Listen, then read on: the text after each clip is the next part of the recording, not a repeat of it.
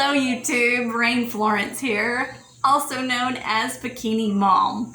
Today I want to talk all about squash. I love squash. I want to show you how I cook it and eat it and what I like to put on it.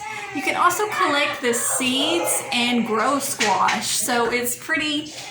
I love squash. I don't know. When I lived in the US, I loved to eat spaghetti squash.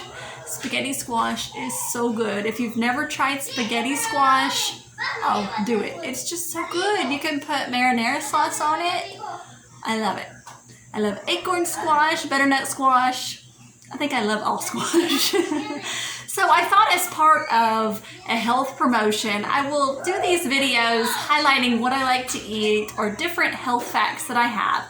And I also like to include a bikini. And I want to model for you because I do love to model. So I'm going to go ahead and model this, and then I'm going to go ahead and show you this, how I prepare this squash. Okay.